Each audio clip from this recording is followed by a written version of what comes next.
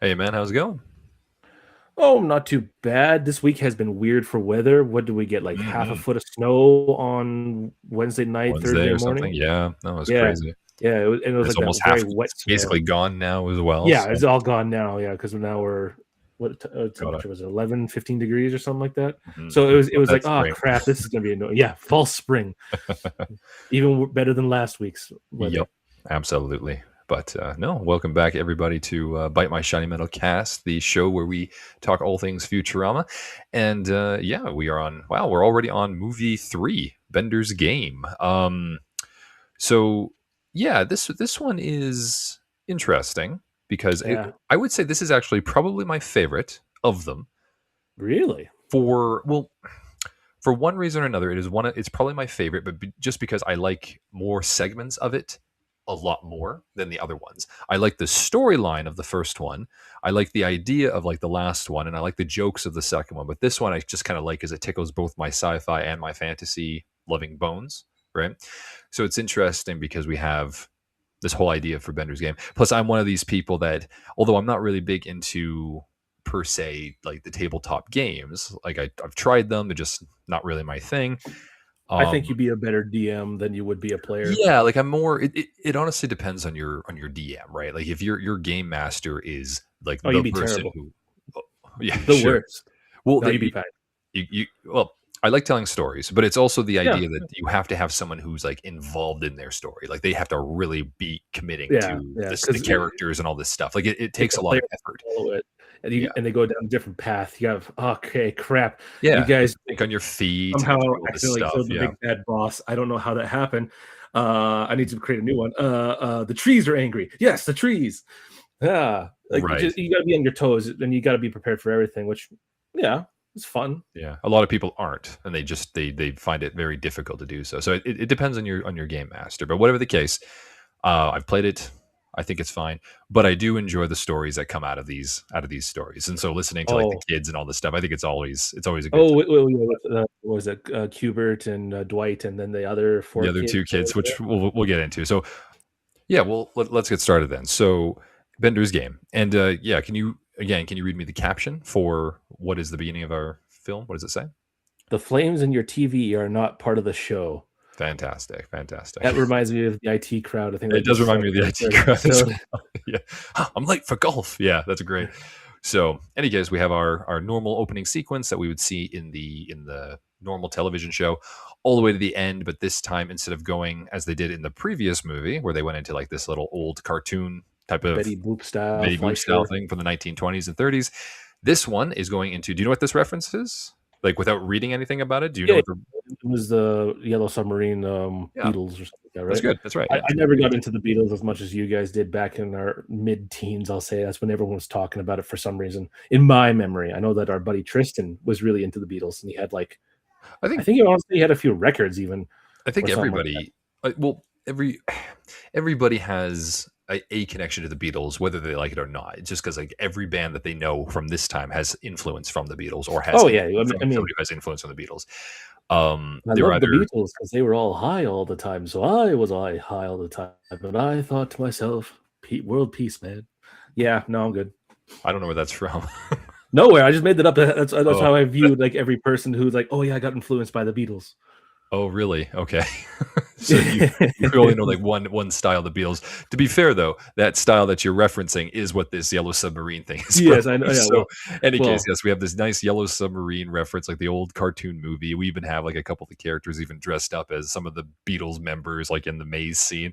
And yeah, the Planet Express ship becomes yellow and all this stuff, and it's all psychedelic and things are crazy going weird. on. Like, Yeah, because it's Morbo such a eats the plane, and then Morbo gets eaten by Lur, then Lur gets eaten by the the glyph, and then blob, Blob blob gets gets eaten eaten by by the Slurm Queen? the Slurm Queen, and then Nibbler eats the Slurm Queen.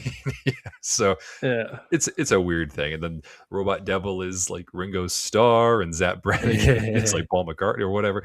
So yeah, there's or It's a oh, trippy John opening, which Lennon, I they think, have because he has done the well. glasses. Yes, Yes, yes, the it's very glasses. trippy. It's very trippy. But in any case, it's a fun little animated thing. It's funny, but it doesn't really have anything to do with anything, right? So, in any case, Not Finishes really. off with Bender's game. You got like the little 64-bit Bender going like a Donkey Kong or Like whatever, Donkey and Kong, yeah, on the what was the name of that particular game? Do you not remember? the What was it called? Sega. Um, no, What not was the the Sega. arcade The, game where the you Nintendo. played as Mario, yeah, who was a carpenter, he had to go up the ladders and That was a the bars and stuff? Jumpman or something, right? The original Yeah, that Jumpman. was it, yeah, Yeah, yeah. yeah, yeah, yeah. Which Something like that that. Donkey Yeah, Kong wasn't Donkey Kong, that was Cranky that Kong, was Cranky and Kong. that Yeah, wasn't because his Mario. son was the That original. was, No, it's Mario, or is it Mario? it's No, I think Mario? it's Mario. Yeah, Paulina. Paulina was Paulina was the Peach. damsel in distress. That's right, not Yeah. Peach. Yep, yep. Things have changed now. Yeah, it's funny that way. But yeah, Sorry, we Cranky was talked the about original Donkey. Mario. We talked about Mario before this, so it's on our brains. On the brain of it. So, in any case, we start off the whole movie with like a giant roll of what we think is like some kind of boulder thing or whatever, but it's just a close up of what we assume to be a 12-sided dice. And as we were mentioning beforehand with Dungeons and Dragons, we have Cubert and two other kids that I think we've seen in the past. We don't know their names. Like they don't mention the names. I'm sure they're on the infosphere, but all we know is that one's an Asian kid, one's an Indian kid. So they've got like some. That's what they're called. That's what Oh, they're okay. called. So they got some coverage. They're called Dwight and Cubert's Asian friend and Dwight and Cubert's Indian friend. Indian friend. That's There what you they're go. called. That is pretty funny. So the three They of don't them, have a name. they don't have names. So the three of them are playing D&D, and Dwight is the DM, the dungeon master. Dungeon Master. Yeah. And of course they're doing their thing, and Cubert's you know snacking away and all this stuff, and they're getting so Peanut excited about butter. all their crazy things, as nerds do, and it's so funny. In any case, we have Bender show up, and Bender assumes that they're gambling, but it's he wants to join in, or maybe he wants to see what kind of game they're playing with Dungeons and Dragons, and he says like he doesn't quite get how they can be like imagining what's actually going on inside their heads, and it's revealed that Bender actually does not have an imagination. At least he doesn't have the imagination to create fantasy worlds of some sort. He can still imagine the future thing and all this kind of stuff, but he can't imagine like an alternate universe for one reason or another. I'm Just like a lot sure of adults. this goes against things in the past of the Fox run, but You know what? I don't.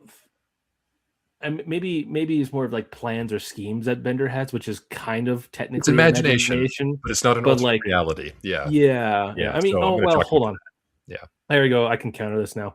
The X10 robot one. Is reality is it what you wasn't make him of it. though. That wasn't him. That was the No, machine. but afterwards, after he got the machine, he went Oh, out and started singing, like, and then I like think he that took was like a a joke of cigar him from a being cigar high. tree. Isn't that's a joke of him Oh, being high though, okay. isn't it? Because he's like coming I, off I of a never I drug. never perceived it as that way. I never perceived it as Oh, that way. because he's like, It was just him like, because he says well, reality is what you make of it, and then he's like do no, do do do do do, and it's like, and he's like smoking, and there's like a fairy and all this stuff. So I thought it was just him like coming off the juice of his upgrade. That's what I assumed that was. yeah, I guess you could read it as that or whatever. But Mhm. I just imagine it as like, well, I was already in a fake reality. I can imagine my own kind of thing. Okay, fair enough.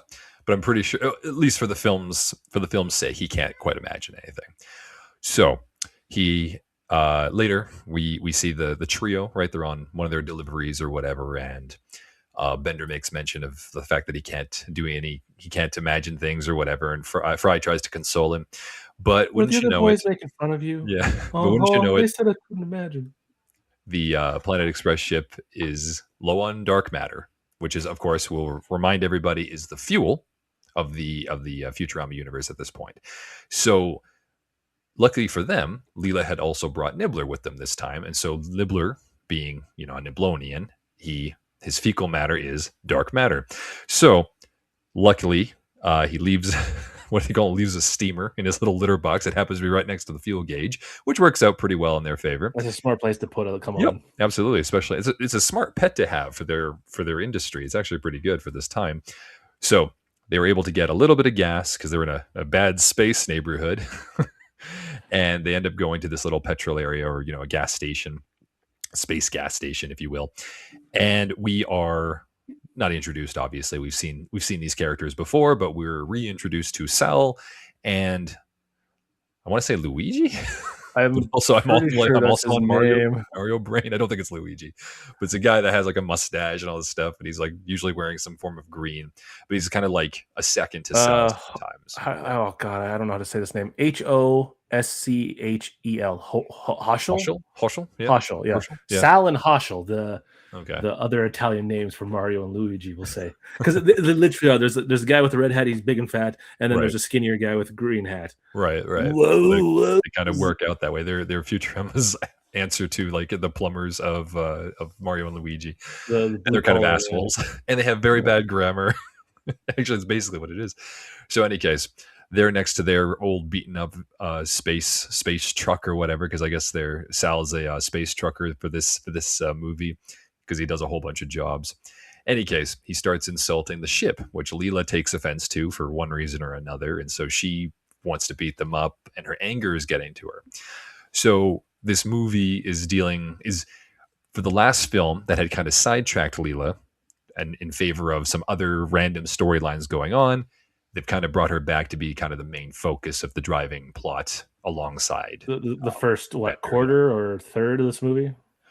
Um, I'd say The for this movie, I'd say the whole thing because she's kind of in all the way through. Even in the fantasy world, it's her that's still dealing with these issues, and then she leaves, and then she comes back, and then it's still her, right? Like she's in every scene now. She's no longer like she's not yeah, part of Evo's thing. She's she wasn't even right. secondary. Yeah, you're right. She got pushed Yeah, back to like tertiary almost. in the last movie, right? Yeah. So, any case, Leela has a bit of a temper, which we all know, but this time it's a key thing. So, during her little confrontation with Sal, they make mention of being in a space demolitions derby where they bring their ships and they basically crush each other, right? Just like a normal demolition derby.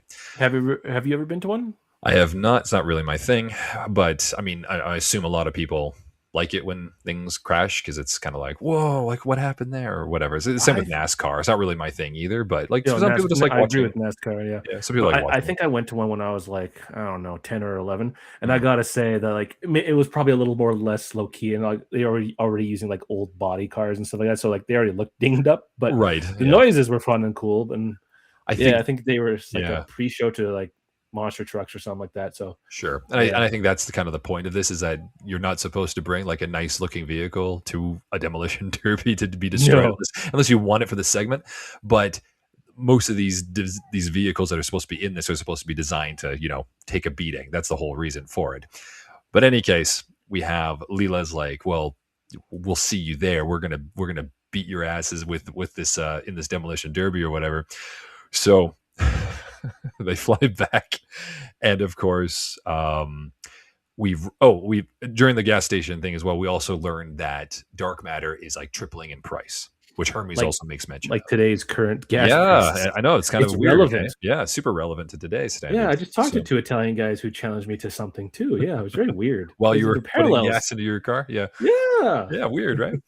So, in any case, Hermes says to everybody they're cutting back on everything, and that includes fuel for the ship. So you're not allowed to. They're no longer allowed to take it on little joy rides or little side missions or whatever anymore. So the professor is going to start eating his keys and then recovering them, quote unquote, in the morning. It took me a So while to get that joke. I think probably about my really fourth watch. Well, I never thought as because recovering, I thought he'd like throw recovering, him up or something like that, right? Not continue the process of it, right? sure.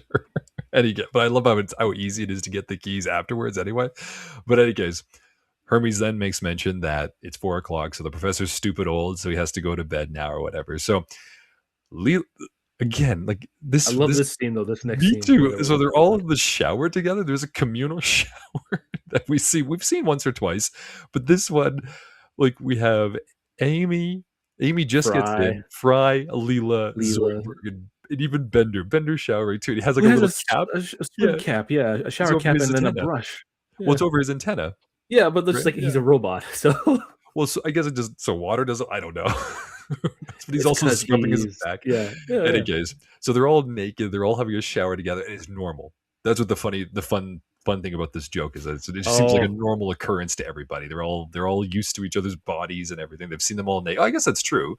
They've gone to the nudist place before, right? So they've seen everybody's that was bodies, 2 movies ago. Yeah, right? They've all been in Fry's was it- gotten with both Amy and Leela at this and point, right? well, Leela's seen him, right? Technically. Yes. Oh yeah, Um yeah. They went to. He was like, "Oh wow, look at this, gender neutral saunas," and then that's when Leela and Amy and like, "Whoa, yeah. look what happened in the past before genetic Oh, that's right. manipulation Yeah. or whatever." And then Fry Then he crosses hides his himself, legs. right? Yeah, yeah, yeah. That's true. Those I was I poor was actually 20th century women. I was actually thinking Lars, right? Because it's Fry. It So would be Fry. assumed that they got together physically, yeah, Well, of but course. you never know. Of course. Any case. But yes, and he's definitely been with Amy, right? So, any case, during this whole time, Leela is talking about how they have to enter the demolition derby to stick it to those yokels, right? To Saul and Herschel. And Fry tries to convince her otherwise. Zoidberg tries to convince her otherwise, and she's just not having it. So Zoidberg, for one reason or another, decides to help her.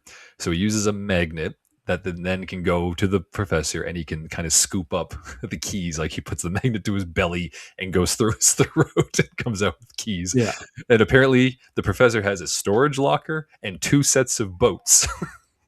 So, as well as, it of is course, interesting. for the ship, right? And I think there's also another thing, but yeah, he has them Yeah, both. there was 4 sets of keys, yeah, the locker, the boat, the other boat, and then pay dirt.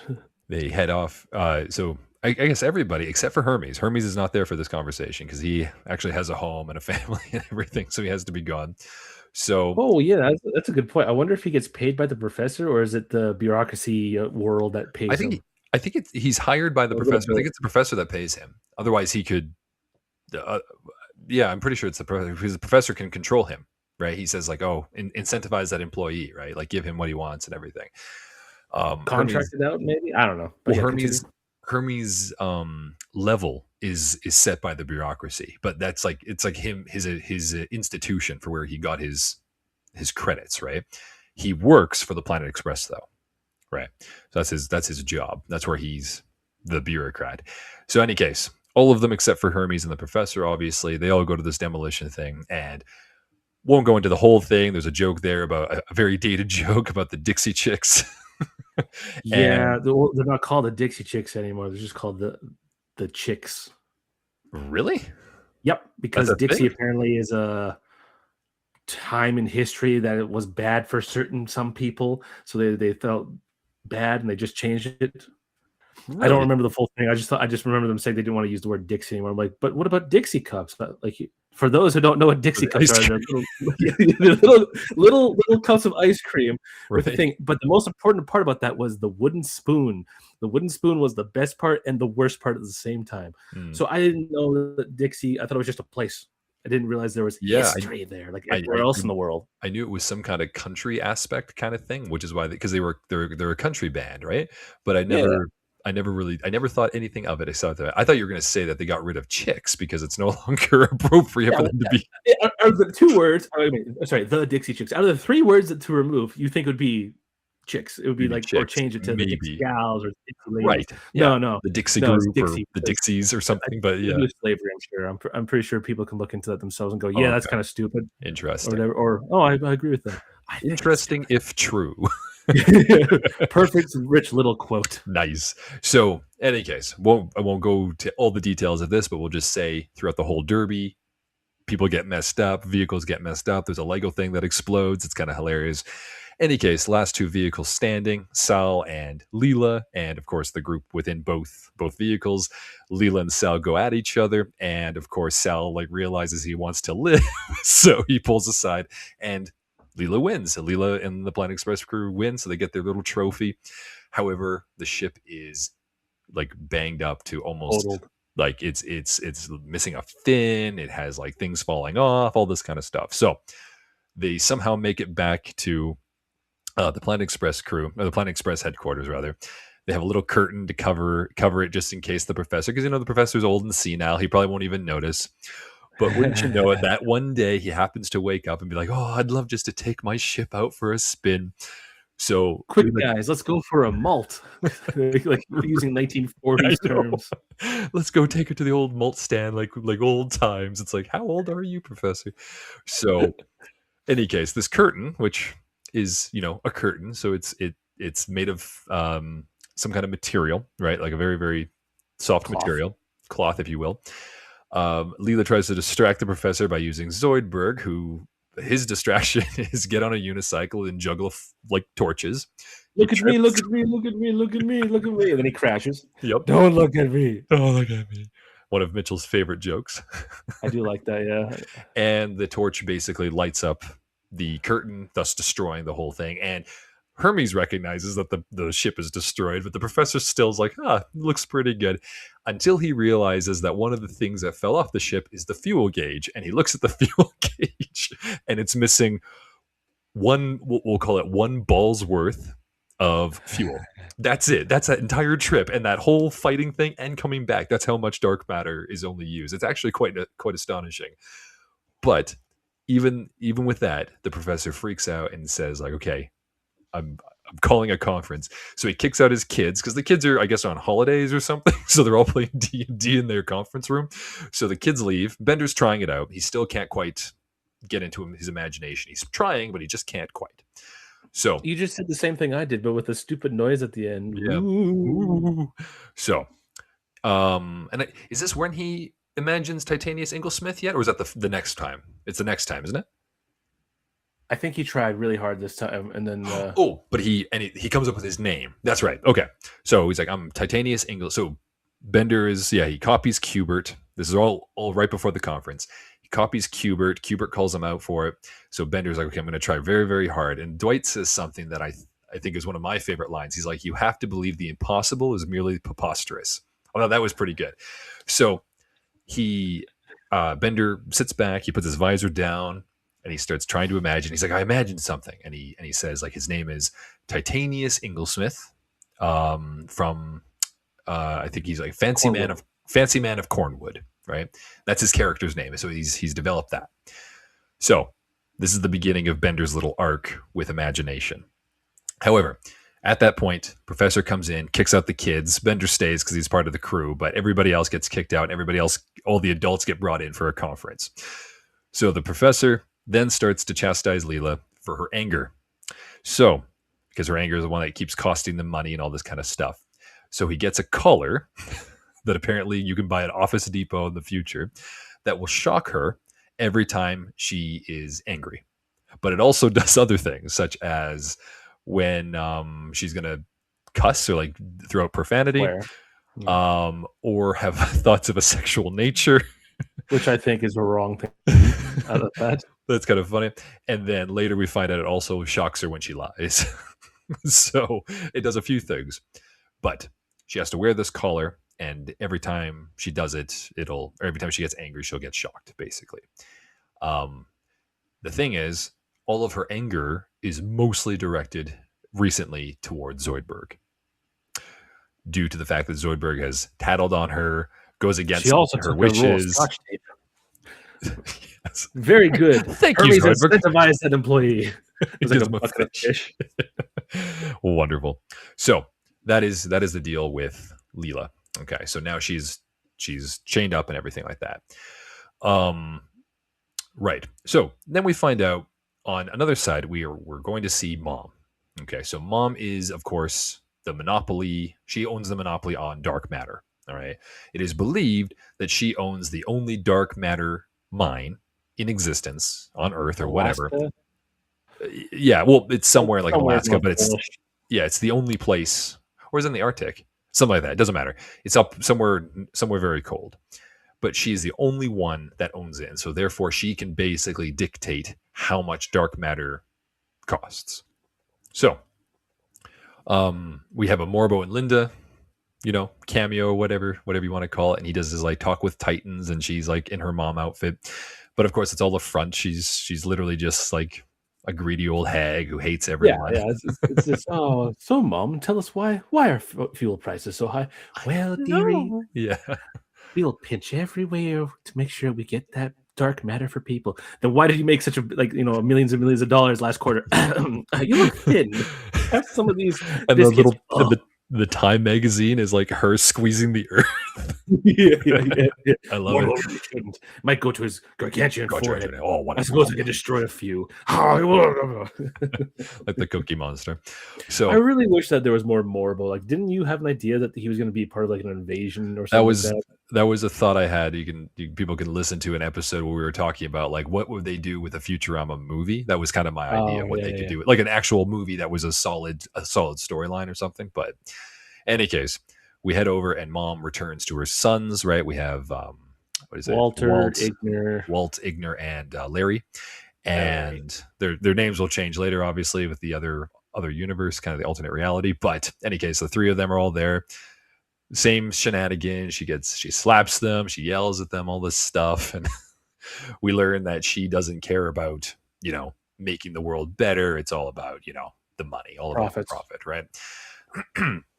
Now, the professor, well, because of course they were watching, the crew was watching Morbo and Linda, and they were talking to Mom. The professor starts to get angry himself about the whole situation, and it turns out he actually has information about it because he was working for Mom back in the day a few times. Oh, He's I bet you'd like to know, Anthony. I bet you really like We to would know. actually, Oh, yeah. oh, I really? didn't I think didn't anybody know. Yeah, I didn't think anyone cared. If you like that, because I think that sums up the show pretty good. It's basically the professor. So the professor tells a story about how he was, still kind of in love with Mom, so he's working with Mom. But during this time, he happens to be the one, because it's always the professor. He's basically the one that he put a bunch of this dark matter that that they acquired into this, basically like this particle accelerator machine, we'll say, like some scientific machine that spins, and chaos erupted, and it basically made dark matter fuel efficient. Like it It made became, it work. It made it it made it work, work. Like basically. it's Yep. hard to explain. It just kind of like erupted it, right? Turned it into an actual working fuel. Yeah, However, basically yeah, combustion. He found a way how to make it combustion, right? combustible. Yeah, Right. that's. I think that's basically the It- stupid science behind it. sure. It basically, well, it made it combustible, as you mentioned, just because it now becomes a fuel source. But he had to do it in a very strange way. But doing so turned it into, or admitted two crystals that came out of it. One of them, which Mom owns, which is basically the thing that creates the ionization, or the ability for it to combust. It's like the particle of existence that allows dark matter to be a fuel, we'll call it. Mom has it because the professor showed her what he had created, and we also learned that this is where Mom had also married Wormstrom. So Wormstrom has a Wordstrom. cameo in this as well as a younger form of himself, because this is a flashback, and that would mean that Wormstrom is the father of her children. Okay, to a certain extent, we'll talk about. So, because we see Walt and Larry when they're quite young. So, but the professor hadn't told Mom, or at least told her but never gave her, was that there was a backup crystal that was like the anti crystal, that was basically this pure black crystal or whatever, that if ever close to it would make the other one basically null, and it would destroy all dark matter from ever being a fuel source again for whatever reason. The Yeah, the problem single is, non-local metaparticle would die, thus ceasing to make everything usable. But thank I you mean, for he could thank you for literally just reading that. yeah, no problem. I mean, they literally could just remake it. If he knew how to do it again, right? Because last time he put him in there and he said it was a random experiment. It just Ah, happened. He didn't know how many he put in. He didn't know what he did correctly, right? oh, right. In an ill-conceived attempt to create a more durable harpsichord Right. wax, the professor was using dark matter and And smashed created the it, fuel. and thus So created yeah, fuel. Right, right. right. Yeah, So I in any forgot case, that. so the professor's lost the dark crystal. Unfortunately, he doesn't know where he put it. He can't remember it. But what he can do is maybe turn on a machine that will then initiate a smell of some sort. So he has like a small version of his smelloscope that he can attach to his nose. Maybe he can smell around and he can try and find it. Some, Okay, like a hearing aid, a smelling aid. right. Now, when he activates said machine to turn on that whole thing, Mom gets alerted to it as well, and she sends her sons to go and find this crystal before the professor can find it in his own place. And she sends them as owl exterminators, or at least that's their plan. We're owl We're exterminators. owl exterminators. So the three of them have like a Three Stooges scene. Like, it's hilarious. It's so funny. It's so funny what they do with these characters. Yeah, they arrive at Planet Express Planet and like, Express. hey, and Fry answers and like, we're here for owl exterminators. I don't see any owls. They're right They over got there. some- Larry, open the bag, and like they're right in front of the door. Oh, there they are. Gross. Yeah, get rid of them. I just love a phrase like, I was looking back there for a long time, but I didn't see any. Oh, there they are. So, Fry just lets it go. And yeah, so they go in, they're all looking. And it turns out that the crystal, right, is of course the D&D dice that was being rolled by Dwight and Cubert. They had found it in the drawer downstairs or something, and Dwight, because he has the better handwriting, wrote the numbers with some kind of chalk so they could use it Yeah. as a 12-sided dice. I Yeah. do like their back and forth in this movie for the first It's half, like, because oh then yeah, afterwards we don't really see them. They play little gnomes, and then that's it. that's right. Yeah. Well, are you talking about like their farting joke, right? So Yeah, yeah. because of course when the professor initiates the chemical or whatever in the crystal to send off a scent so that he can smell it, it smells like a fart, and the kids are playing with it. So Cubert and Dwight blame each other, and they have this whoever what did they say? The first thing is He like, who oh, denied it supplied it. Well, supplied he it, who refuted it, tooted it, whoever so, like, whatever it is, and then it turns into a stalemate or whatever. So it's funny. They're just funny kids. So, any case, the three of them, the mom's sons, find them or find the kids, find the egg, or they call it an egg. Sorry, they yeah, find the dice. that there is a owl egg, so we need to take it. No, it's not. And then the professor comes in and Yes, says, you "What's going on here?" it's owl. Yeah. So, professor calls them out for not being owl exterminators, and he kicks them out. And he tells them to tell mom thanks for the crystal because now he knows where the crystal is, obviously, so he has it. One of my favorite jokes as well. So you have the next scene. You have all three of them standing in front of mom in this dark room. She shows up, and then Igner says, "Thanks for the crystal." She just slaps them all. So, and he goes, now that they have the crystal, the professor knows that all he has to do is get it to her mom's lab. Okay, and then that will happen. Now, I'm going to cut back a bit because now with this, we also have to talk about Bender slowly going crazy. So Bender is, with his imagination kind of ignited in his mind, he now believes to be Titanius Ingle. Is it Inglewood or Inglesmith? It's Inglesmith, right? He turns into Yeah, Anglesmith. yeah, Yeah, turns into Titanius Inglesmith, and he believes Angle. that everything in there is a fantasy world. He's in his Yeah, fantasy world, he's taking it including too seriously, which is awesome. yeah, including like seeing people as like different characters, fighting a bus thinking it's a dragon, collecting Nibbler's dark matter poops, thinking that they're treasure and keeping them in his chest. So I just want to mention that because that's a very important aspect of this. And he keeps them in there, and I guess they never get removed, even though they weigh like the size of a small sun or something. But Yeah, any yeah, case, as established earlier in yeah, the series. Bender's a robot, whatever. So Fry is upset, or not. Well, he's kind of upset. He's worried about him because Also, smell Bender is this going a milk. little crazy. Yeah, and he's trying to get people to smell milk for him. And for whatever reason, Bender is just kind of going crazy. So Leela is also trying to get her collar removed. Only person who's allowed to do so, wouldn't you believe it, is Zoidberg. But Zoidberg is the one that making her angry because he's so stupid in regards to like what actually human anatomy is or what everything, all this stuff is. So Leela tries to convince him it's fine. Like, I'm not angry anymore. But Zoidberg kind of takes his own history of his own problems and projects them onto Leela, saying that's something to do with her parents. So she has her parents invite she and Zoidberg down for dinner, okay, to try and convince him. And Zoidberg is, I mean, it's kind of funny now because now that they're siblings, like this is the first time that Zoidberg has met the parents, and later they don't really remember him, I guess. So it's kind of one of those, I guess it's been so long kind of thing. But any case, she tries to convince him otherwise that she's fine. But her parents, or at least her mom, says like maybe this collar is a good thing for you because your temper is always getting you into trouble. And then we have Fry show up saying, "Hey, has anybody seen Bender? Because he, left his apartment and went crazy. Also, can you smell this milk?" All this stuff.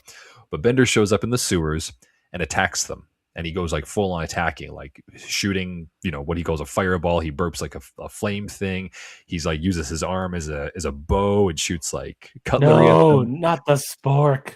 And it's not until Fry says, he uses a ladle and he pretends to have a wand or whatever, and he calls him like a freeze ray or whatever, and they have this back and forth about nerd stuff, and Bender collapses, right? Because in his head, he's beaten by I think it's like the cone of coldness or something, whatever Fry Yeah. said. No, yeah. I cast the freeze ray. There's no such thing Fancy as a man, or freeze, right? Do you yeah. mean a cold to cold to coldness? Yeah, that. So, any case, during that, Leela also can't help them because every time she's trying to do something, they call her She shot. gets, yeah. She can't do acts of violence, Right. even if it's in protecting Even for all this oneself. stuff. So she wants to try and get rid of it, but alas, can't have it. So at the end, Bender is sent to a place that we've seen before, and we've a big fan of those episodes, Hal's Institute of Insane Robots.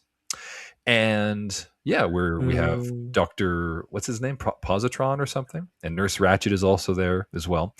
But basically, we are dealing with all the insane robots are in there. So Roberto's there. He's in there. The candy machine from when Fry was in there is still there.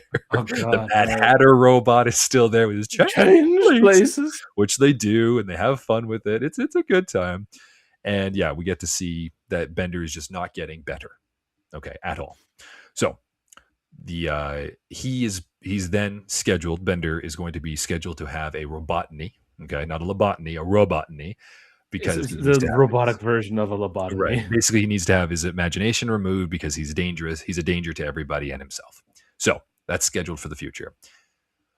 Going back to Planet Express, Professor has a plan that he, Leela, and Fry are going to go to Mom's mine. Okay, and they're going to get rid of they're going to use the crystal to use against the other crystal and make dark matter moot. Okay, so they go there. They have a little bit of a hijinks with the Planet Express ship being like a decoy because they're controlling it with a remote control, and they sneak in a different way. And with that, they sneak into Mom's factory, going through the vents and all these kinds of things. A few more little hijinks here and there, and during I should say as well, during this time, Mom had prepared that since since the professor knows about this because he knows that her sons went there to steal the crystal, she's prepared to see that he's going to come in and try and do what he's planning. So he tells Walt and Larry to get the killbots ready, which is what shoots them down. But she cannot trust Ignor, and we're not told why we can't trust Ignor yet. He's the youngest and stupidest son, obviously. So during the time that Professor Fry and Leela are in the in her hideout or whatever you want to call it, the lair, the mine, they get into an elevator. They go down, I think, to like the 65th floor, and they find out that it is indeed not a mine; it is a farm. And what is the farm for, Mitchell? Niblonians. The Blonians. Jesus. So we are going all the way back now to like well, I think it was 36 years prior. So when they figured out all this stuff, they had the dark matter in the first place. They had gone to Vergon 6. And Which we see in the third episode, I this is believe. the third episode with Love Slavers Lost in Space. This is the first one we also meet Captain Zap Brannigan, right? But in any case, this is like before that even.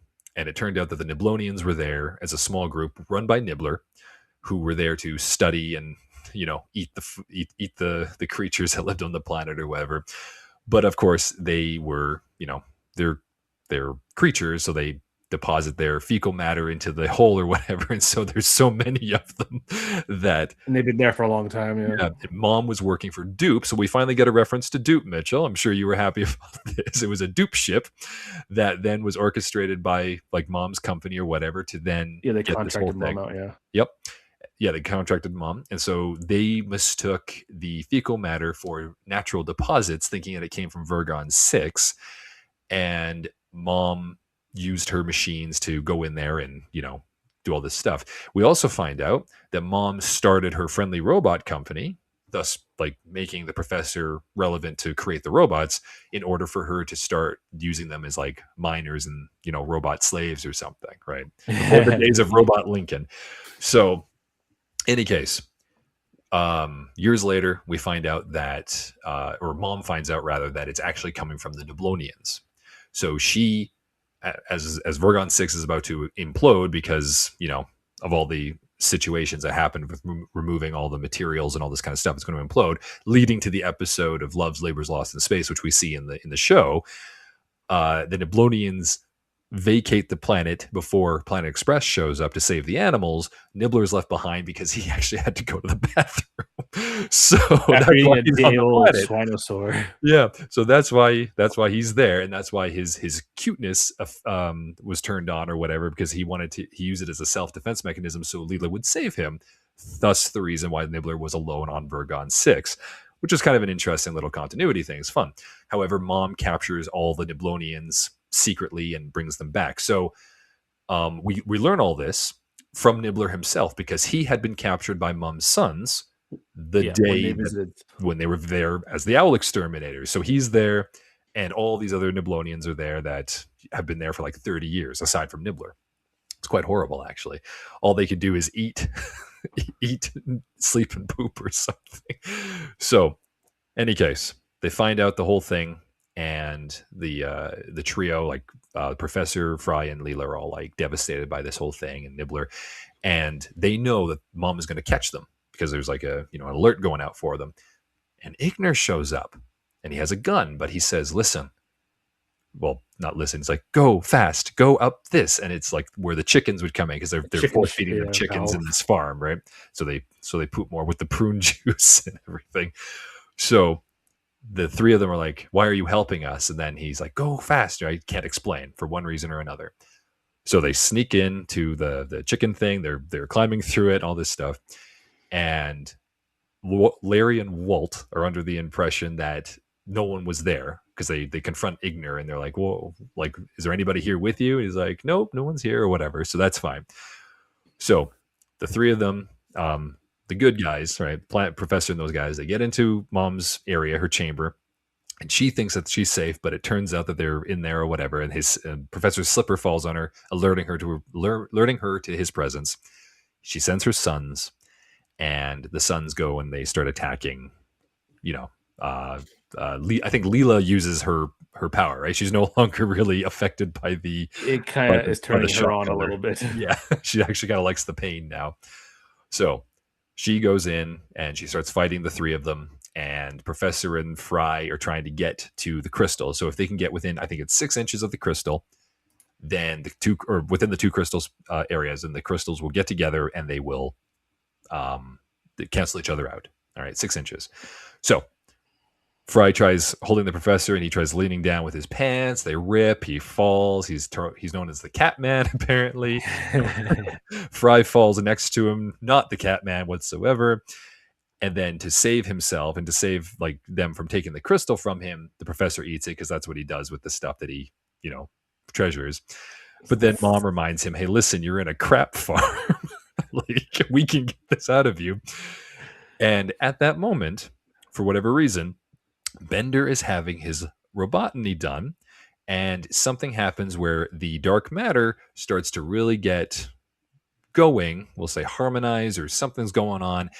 And the last thing Bender says is Cornwood. And he Cornwood. disappears from his table, making the robots like Professor Illogical. Positron and all this stuff, Illogical. thinking logically, and his head explodes and all this stuff. So Bender disappears, and Mom, the three sons, and the three of the Planet Express crew members disappear as well, and they all end up in Bender's fantasy world. So this is where it gets kind of strange, because this is where it goes into like an alternate reality, right? This is the whole thing for that. Right. So who are they now, Mitchell? Who are all these people? Give my Well, voice a break. Fry is still Fry, or no, he's called Frido, isn't he? He's Like called Frido, Bilbo. but he's still basically the same as Fry, right? He's just, oh yeah, Fry he gets the crystal, right? He has the crystal in his hand, so he's okay. No, Frido. Yeah. As in Bilbo or Frodo. whatever. Frodo. Thank you. Sorry, Frodo. I'm like, no, the younger one. I couldn't think of it. Yeah. So Come on. Fry is Philip J. Fry is now known as Frido. Yeah. Drungalila is known as Legula, like Legolas, which Yeah. honestly is my least favorite of the Fellowship. The Fellowship. Thank you. Mom is known as Mommin, like Sauron, but Mommin. We see Hermes later in the thing. He's called Hermaphrodite, which is hilarious. That is fun. And then Professor is the great Grey wizard Farn. Grey Farn. Grey Farn, yep. Yeah. What, and Amy is Lady Oh, is Calidra. she? It's very sexual. It's like Gynecoladria. gynecolodria, right, or something like that. Yeah, Yeah, gynecolodria. So I'll yeah, get to all of these characters as well. But yeah, and then Bender, of course, is Titanius, right? He's still yeah. Titanius Inglesmith. Titanius angle, like bending of thing to Angle, an angle. Inglesmith, yes. Anglesmith, yeah. I keep So hearing Ingle, not Angle. okay, It's, so it's your damn accent. must be. So a hole breaks open. Frido pops up, but he still looks very much, and he's dressed very much like Fry. He's identical, except that he has the dice, which he puts. It's a dice in this world, not a crystal. It's a dice, and he puts it into his pocket. So Leela or Legala comes out of the hole, and she is now a centaur as well, and she has basically.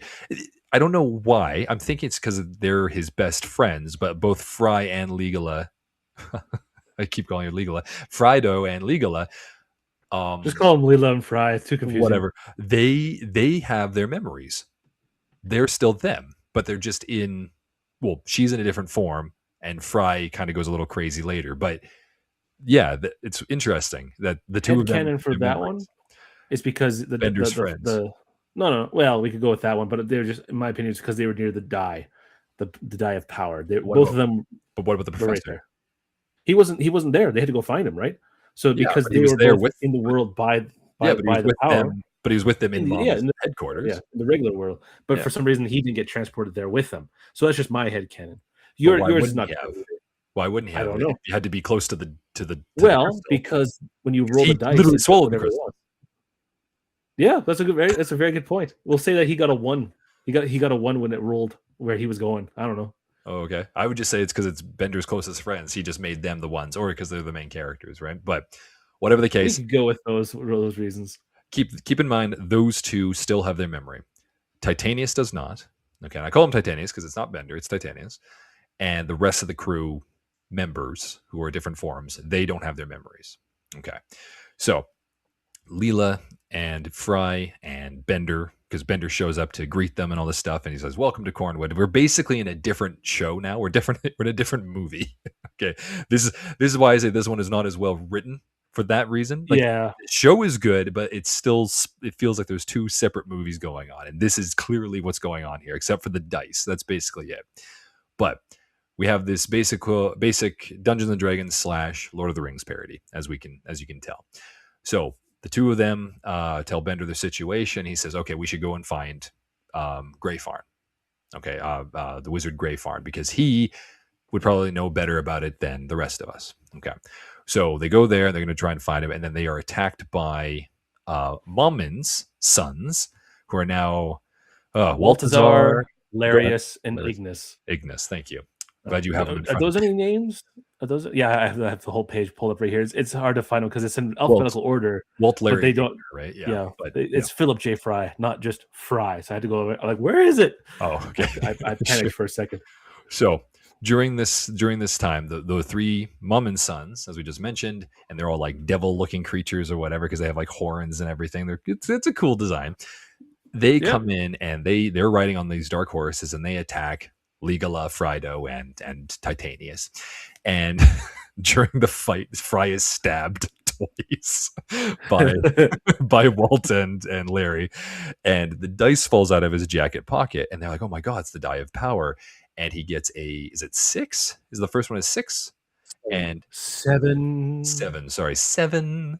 Banish foes, and it basically banishes the three sons to the swamp, which is where we have what's his face or what's her face, the witch, the swamp hag. That's what it is. Get out of my swamp, you kids.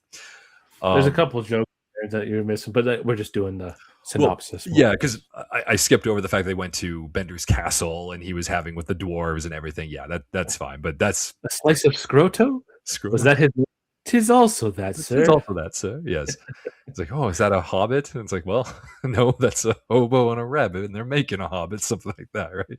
So, any case, Fry gets mortally injured, but the dice saves them from the three of them. So they take it back, and they're traveling along, and they get to Farnsworth, okay, or Greyfarn. And he's like this old wizard that lives in this outhouse kind of thing, but it has a magical door. It's basically like if anybody ever saw Brave, where you have like the witch who has like the door that goes anywhere or whatever, or even Monsters Inc. If you want to say that the doors that can open Oh anywhere. god. Yeah, let's not get into that fun theory. So, in any case, Farnsworth opens it up, and or Gray Farn opens it up, and they go in, and he stitches up Fry, and he explains to them the history of the reality that they're in when it comes to the dice. So, Mummin, as Mitchell had said, is basically the Sauron. He had created these like jewels or whatever you want to call them, some set of dice. And there's like a purple and a blue and green. We don't really see them, but there's this black one, which is the die of power, that somehow got lost.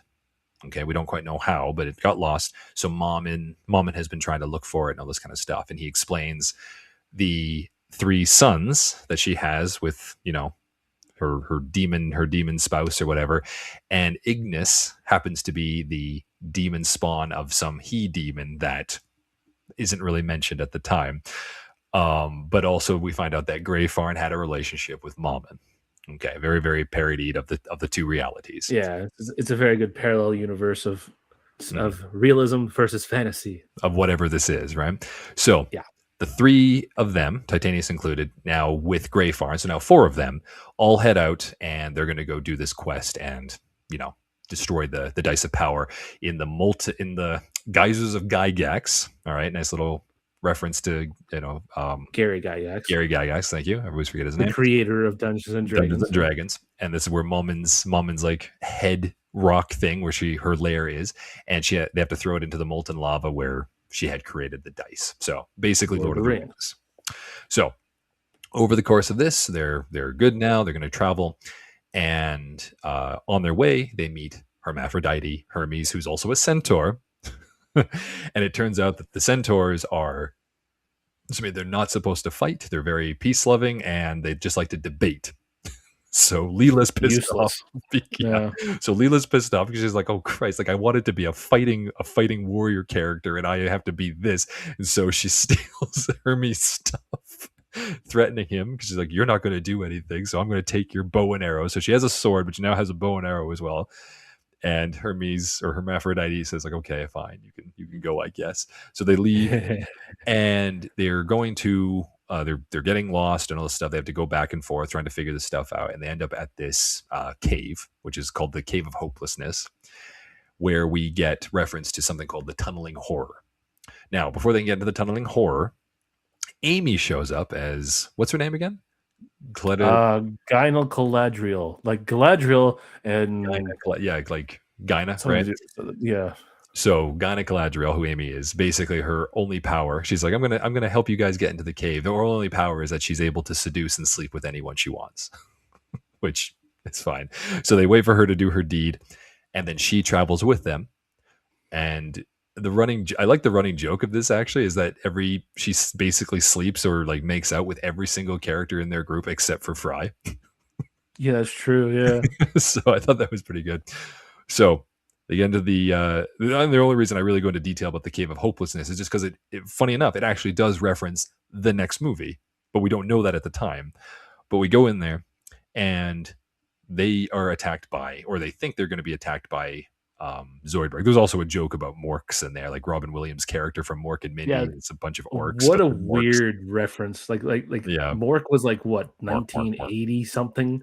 I think Early it's because 80s? it sounds like orc, and it's like a joke, so they can just make it be like a hideous version of what Robin Williams' character was, and then it's like, and he just keeps on quoting lines from from the show or something in a very annoying way. Who knows? I But you're guess. right. It is a very strange situation for that.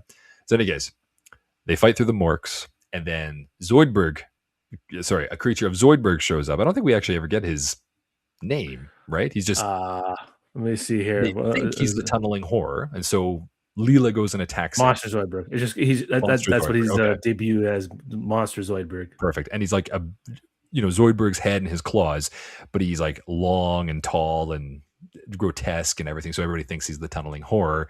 So Leela, because she still has her memories of the other universe, says like, "Okay, I'm going to enjoy killing you." So she attacks Zoidberg, and she wins.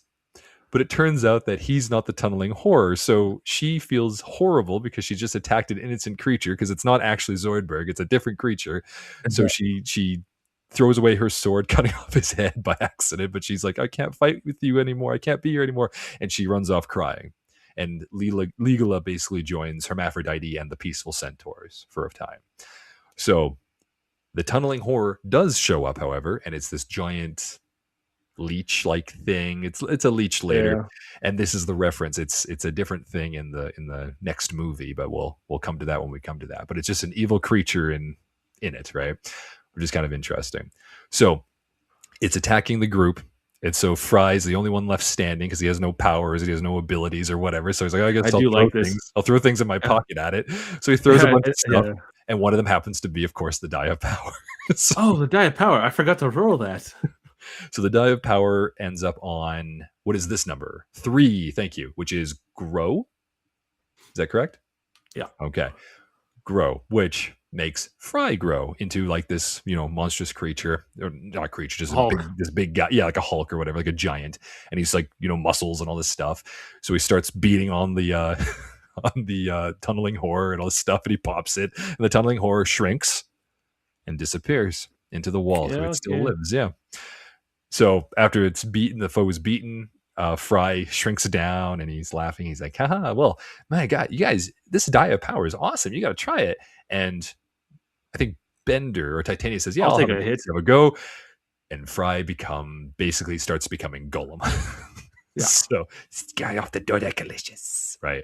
So Fry or Frydo is now starting to become the crotchety, slimy creature that Gollum is from Lord of the Rings, right? He's losing his Right. hair. He's walking on all fours. He's speaking in a weird He's way. All this stuff. He's even speaking to himself.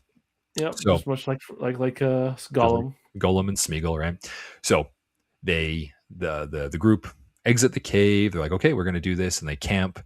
Frido has a. This is from the Two Towers. It's a very well made scene, actually, where he talks to himself in the water or to himself, and it turns into this weird. I'm not actually a huge fan of the scene. Can you Infomer. explain what this scene is? It's kind of weird. Well, have you ever stayed up late at night and just been flipping through channels on the TV, which people don't do anymore because there's now just, Netflix and all that stuff.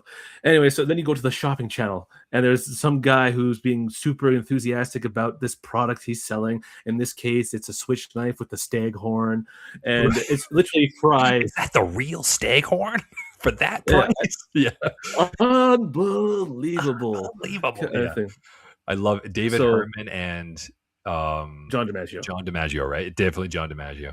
But they're basically, and what are they doing? So Frido is looking into the river or the lake or whatever it is, and he's seeing himself, but it's two versions of him basically Yeah, making commercial for this staghorn so he can kill his friends, right? yeah, yeah, With yeah. the So staghorn. I also do like it. Like, have you ever seen the Staghorn low to this price? And like you see Fry like shaking his head, like, oh, like no, I've never seen it that low before. Yeah. Actually, now that we're talking about it, it's more fun to talk about it with someone. You can have like a joke about it, but watching it actually happen on the show, like in the movie, I thought it was just kind of like, okay, come on, let's get to Let's the get point. 'Cause there. They Let's kind get of there. they make it a little too long. I think it's like, oh, we're gonna have to put a timer on this thing. Okay, 2 minutes, 2 minutes. I'll be surprised if it lasts that long. Stuff like that. I'm like, Yeah, come on. I always love looking at those because I'm like, who in their right mind would buy like a garlic compressor that's also can be used for lemons? It was like there was just kind of like as seen on TV. It's that Yeah. kind of stuff. And I never liked that stuff because it's just like Right, and that's it's basically what this is. And, yeah, and I they're think this is overpriced and just undercooled. Like they and weren't this is cool. kind of what the joke is, right? So Frido is seeing himself talk about this, and somehow he gets the knife that they're talking about. So I Yeah, guess he yeah, that's spent the right. money on the staghorn. It's like, it looks like this kind of horn, but it's not. It's staghorn. It's legitimate staghorn at that price, like that kind of thing. Yeah, I Any love it. case, real Frido now has the staghorn knife, like a switchblade, and he's going to go kill someone. So he starts stabbing Bender's, or not Bender, Sleeping bag. Titanius' sleeping bag, but Titanius is over with Gynecollateral in her sleeping Amy, bag, yeah. right? And, and he's like, hey, is that the staghorn? And then Frido throws it at him and it breaks. And I thought that was the best part of it. Like, it turned out it was actually just a cheap knockoff of what it was supposed to be. And Frido, with the Die of Power, runs into the wilderness, leaving the three of them alone. So the next day, they're all talking about, like, what are we going to do? Like, Oh, and I should mention as well, Mummin, because she's Sauron, has the ability to see what the dice is seeing. So every time they're talking about a plan, and every time they're making mention or moving somewhere, she knows what they're doing, so she can send people to attack them if she wants to. But the only thing is, without Fry there or Frydo there, she no longer has the ability to see what they're doing. They had talked about going to see someone like the king of a castle called Wipe Castle, which is basically just like a toilet joke, and they were Well, going to I go thought it was like a White Castle, White. like the I know that's what I thought too, but it's uh, Wipe. Yeah. yeah, as a toilet, but like Mhm. we up here in Canada, we don't have White Castle like the burger place, like for We from like do, but it's not as common nah, yeah, as the okay, United States. Yeah, we do have it in some places, but it's not very common. Yeah, you're right. White Castle, but it's Wipe Castle, as in toilet wipes or whatever. So they had said that while Frido was still with them. So Mom assumed that they are going to go to Wipe Castle with the dice of power or the die of power, and she's going to send her army to attack Wipe Castle. And so the three of them who no longer have Frido say, okay, we might as well still go to Wipe Castle then, get that army, and at least we can try and fight Mom or Mommin while Frido goes and hopefully he'll destroy the Die of Power. So they go to Wipe Castle.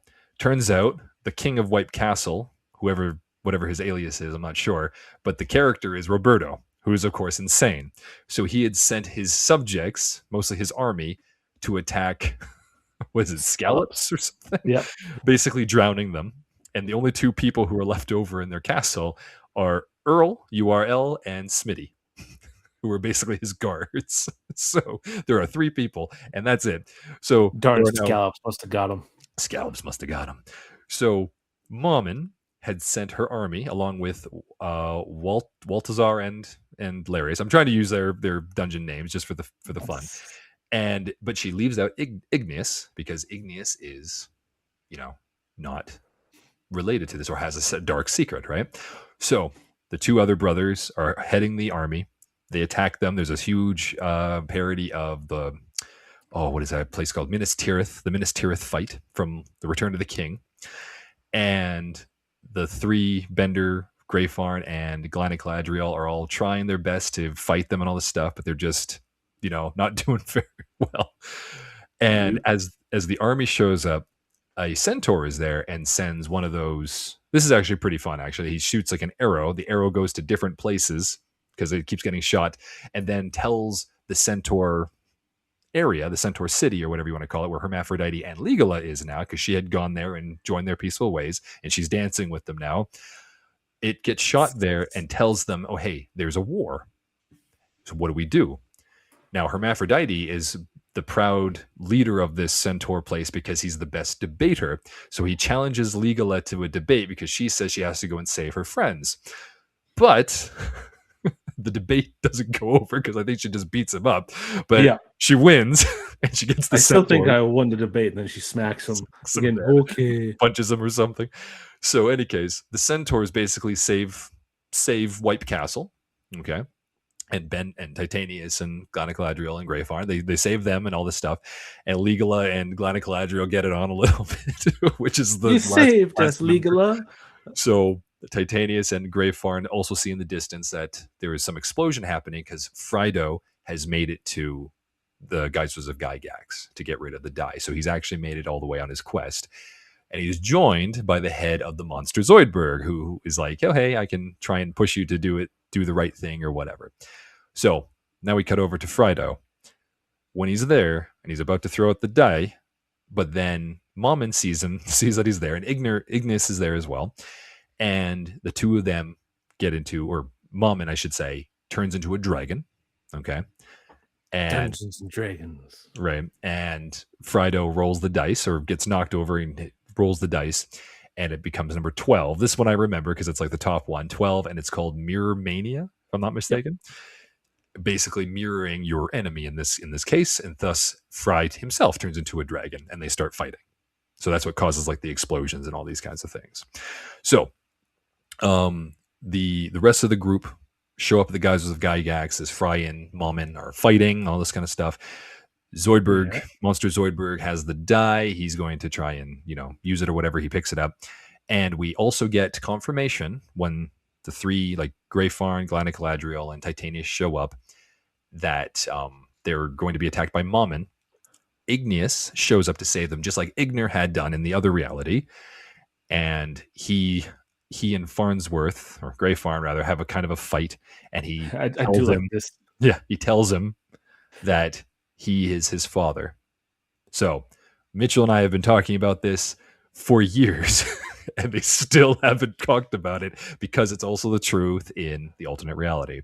So Grey Farn kind of like loses his step, and he can't believe that Igneous is his son because he's also insulting him and all this stuff. And then Zoidberg is going to, drop the die in, be the hero, but then he gets corrupted by it. So he's running away. He gets crushed by the falling Grey Farn.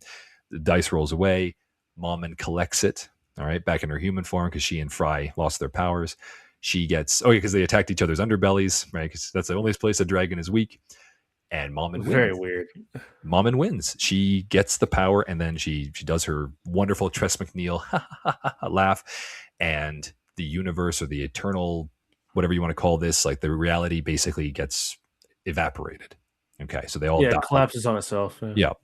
Except, obviously, it reverts itself back, and now Hermes, Amy, Bender, Zoidberg have all joined the crew, and they all end up back in the reality Mom's lair, in Mom's lair, right before the professor was going to get pruned and drained for his harvested. Crap harvested. So while they're there, the professor sees Igner, and Igner is standing over by where the other die is, and he says, "Oh, you're my son."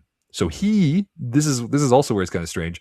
Those people, because the professor even tried to explain the reality, and mom just says, like, "Shut up, stop trying to explain what happened." But everybody can remember the universe that they just came from. Okay, and Mammon even declares, like, "Yeah, I beat you in that world. I can beat you in this world." Yeah. But the professor says, "Hey, at least can I hug my son?" Meaning Igner, because no one's ever hugged him. So they have a nice little hug, but it turns out that Igner did what the professor did, and he ate the crystal. So the two of them are close enough now that they make each other, like, basically make the crystals moot, destroying all the dark matter, and Mom loses. She loses her monopoly on all the dark matter. Thus, there's no reason to fight anymore because they won. So, rest of the show ends with the group all saying, like, "Okay, well, I guess it's time to head back to New York, New York," and they use the Neblonians, who have been locked up in the cages for 30 years, and they put a chicken at the head of something, and basically they pull the Planet Express ship all the way from wherever it was in Alaska all the way down to the United States, mainland United States in New York City. Kind of does just end. And that's it. That's how it ends. That's Bender's game. So obviously a little bit my crew description. We can go into more of it later, but I will say, before we finish off, I will say, like, I still enjoy this film. I think it's still I think it's still funny. I think it still has some of the best, not the best, but some of, like, really, really top-notch jokes. There's a few really good fantasy little lines there. My favorite, I think, Star Wars into it for a second. That's true. And they have a little fight there with Igneous and Grey Farn, right? With their fates, even we're playing. I love like, "Quick, get on the giant bug," because he's on a giant arachnid, like a giant spider. Yeah. And he's like, "That's a giant arachnid. Can't you count the legs?" But my favorite line from Grey Farn, I think I'll have to think about it for my MVP. But remember, these are different characters, by the way, for the MVP. So keep that in mind. They're the same character. They're different characters. So Grey Farn, when he's telling them the story, and Leela says, like, "Oh, in our world, she's known as Mom." And he says, "In your world, did they teach you not to interrupt?" Evidently not. So I thought that was kind of funny. But anyways, leave it there. Is there anything else you wanted to add before we finish up? No, just like everything that you just talked about, like last 10 minutes, like literally was all like the last 5 minutes of this movie. Mm-hmm. Kind of just ends. There's a lot that happens. It's the opposite of Lord of the Rings, where there's like 20 endings. This one has one quick one. Yes, and it's. I mean, we can get into it later, like for our positive and negatives, when we get into like next week's with our special guest star and everything. But I will say, I think it ends a little too abruptly. Yeah, for what it is, which is why I don't think it's still one of my favorites, but it's still not as good of a story as it could have been, right? So Any case, yep. Well, you're right. We'll finish it off here. So thanks again, Mitchell, for listening to me and being part of it, Yeah, no and for worries. I everybody didn't who listened interrupt you here, this many times. of course. And yeah, everybody, please like, share, and subscribe if you like talking all things Futurama. And we hope to see you all next time. So until that time, Mitchell, have a great rest of your day. You too, man. Toodaloo. Toodaloo.